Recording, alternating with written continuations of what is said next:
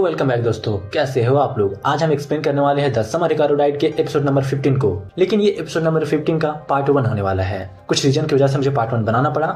इस एपिसोड में हम देखने वाले हैं कि माकी का कनेक्शन उस लेग स्पिरिट से क्या है, क्यों आखिर वो लेग स्पिरिट माकी के पीछे पड़ा हुआ है, और जानेंगे हिकारू और योशिकी के बीच के कनेक्शन के बारे में। तो चलो एपिसोड को स्टार्ट करते हैं। एपिसोड की स्टार्टिंग में हम देखते हैं तनाका को। वो और आसको उसी हॉन्टेड हाउस में है जिसे हमने एपिसोड 13 में देखा था। तभी यहाँ आसको तनाका से पूछती है, होल क्या यहीं कहीं अंदर है? तो तनाका कहता है, हाँ कम से कम इस दुनिया में तो है।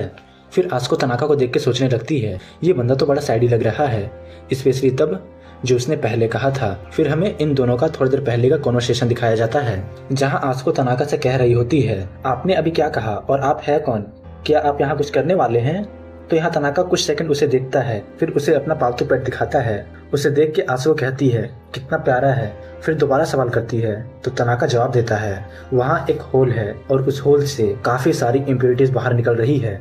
फिर वो तनाका से पूछती है, एक होल, तो आप इसके बारे में क्या करोगे? अगर आप यहाँ उस होल के साथ कुछ करने वाले हो तो मैं भी आपकी मदद करूंगी। तो तनाका कहता है, हाँ जरूर, आगे बढ़ो और खुद को सेक्रीफाइस कर दो। तो ये सुन के आसको शॉक हो जाती है। तभी तनाका बताता है, होल यहाँ एक्चुअली फिजिकल फॉर्म में नहीं है। इसका मतलब ये है कि जो होल है वो एक्चुअली इस दुनिया के अदर साइड में है, जहाँ से इम्प्योरिटीज आते हैं। इस होल को क्लोज करने के लिए किसी को पहले होल के अदर साइड जाना होगा, तभी ये हो पाना मुमकिन है। और ये सारी बातें बताने के बाद तनाका आसको से कहता है, तो क्या ये तुम खुद करने वाली हो? तनाका की बातें सुन के आसको गहरी सोच में पड़ जाती है। लेकिन तभी यहाँ तनाका हंसने लगता है और कहता है, मैं तो बस मजाक कर रहा हूँ। तुम्हारे जैसे बच्चों को घर जाकर यूट्यूब या कुछ और देखना चाहिए, इसे मैं करूंगा। तो यहाँ पे आसको थोड़ा गुस्सा में कहती है, मैं यहाँ प्रिपेयर होके आई थी कि कुछ ना कुछ तो पता करके ही जाऊंगी, और जब मैं यहाँ हूँ तो सिर्फ पीछे खड़े होके चुपचाप ये सब होते हुए नहीं देख सकती। तो तनाका कहता है, ठीक है, पर ये बताओ कि तुम कितनी सुन सकती हो? याद है ना, मैंने तुम्हें बताया था कि आसको उन इम्प्योरिटीज की आवाजों को सुन सकती है। तो यहाँ पे आसको फिर से सोचने लगती है कि आखिर हम क्या करने की कोशिश कर रहे हैं, और ये आदमी चीजों को समझाने में इतना बुरा क्यों है? कहीं ये मेरे बारे में तो बात नहीं कर रही? तभी तनाका उसे टिश्यू पेपर टाइप का कुछ देता है और कहता है, अपने कानों में डाल लो।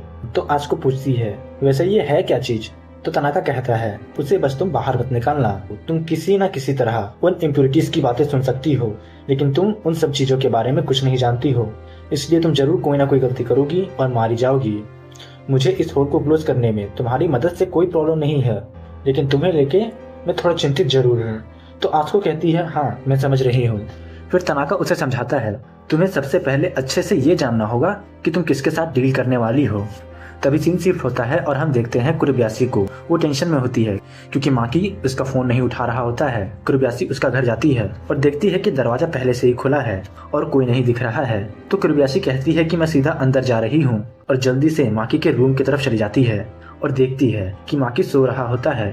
योशिकी और हिकारू भी वहीं पे होते हैं। हिकारू कुरुब्यासी को बताता है कि होल को बंद करना बहुत ही सिंपल है, इसके लिए बस एक नीडल और थ्रेड की जरूरत होती है। लेकिन प्रॉब्लम यह है कि इसे केवल होल के दूसरी तरफ जाके ही किया जा सकता है, और इंसानों के लिए दूसरी तरफ जाना मतलब अपने आप को सेक्रीफाइस करना। तभी कुरुब्यासी कहती है, लेकिन हिकारू तुम तो वहाँ जा सकते हो ना? तो हिकारू कहता है, हाँ मेरे पास कोई सवाल नहीं है, इसलिए मैं जा सकता हूँ, मुझे कोई प्रॉब्लम नहीं है। फिर योशिकी कहता है कि दिक्कत ये है, तुम वहाँ से वापस आओगे कैसे?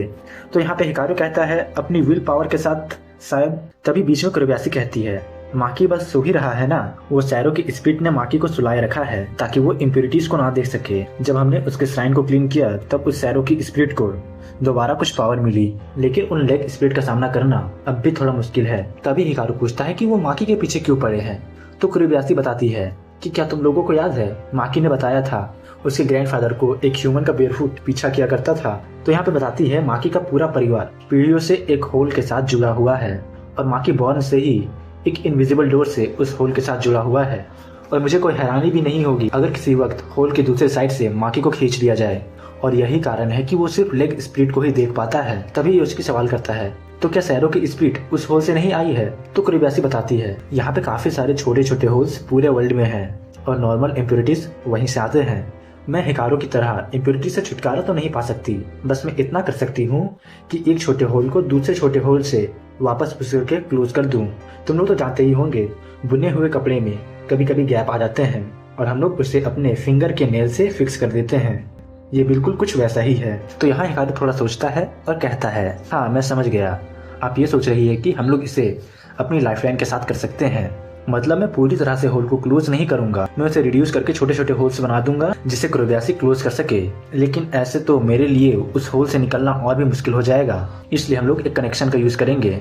तो यहाँ पे योशिकी कहता है, कौन सा कनेक्शन? फिर हिकारू योशिकी को बोलता है, याद है कुछ टाइम पहले मैंने तुमसे कहा था इम्प्यूरिटीज की तरफ मत देखो, क्योंकि जब तुम उन्हें देखते हो तो वो तुम्हारा पीछा करने लगते हैं। क्योंकि इम्प्यूरिटीज लोनली होते हैं, इसलिए जब तुम उन्हें देखते हो तो एक लिंक बनती है जो तुम्हें उस इम्प्यूरिटी के साथ जोड़ देती है। यही रीजन है कि तुम उसे देख नहीं सकते और माकी को ऐसे ही एक कनेक्शन की वजह से दूसरी तरफ खींचा जा रहा है।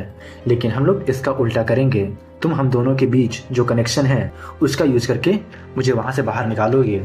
और मैं जानता हूँ योशिकी तुम ये कर सकते हो, क्योंकि तुम मुझसे कभी नजरें नहीं फेरोगे। तो योशिकी कहता है, हम लोग का कनेक्शन? फिर कोबायाशी यहाँ पे सोच पे पड़ जाती है, क्योंकि उन दोनों के कनेक्शन का एक कीमत भी है, और वो कीमत क्या है वो तो हमें आगे पता चलेगा। तो भाई लोग आज के लिए बस इतना ही। जानता हूँ एपिसोड काफी छोटी है, लेकिन कुछ प्रॉब्लम आ गई थी इसलिए मुझे एपिसोड छोटी बनानी पड़ी। इस एपिसोड के अगले पार्ट में हम काफी सारी चीजों को जानेंगे कि तनाका और आस्को उस हाउंटेड हाउस में इम्प्योरिटी से क्या नेगोशिएट करने वाले हैं, और योशिकी और हिकारू का कनेक्शन क्या है, और वो लोग कैसे उस होल को क्लोज करने वाले हैं। तो आज के लिए बस इतना ही। अगर वीडियो पसंद आया हो तो वीडियो को लाइक करना, शेयर करना और अपने मेंथन भाई के चैनल को सब्सक्राइब कर देना।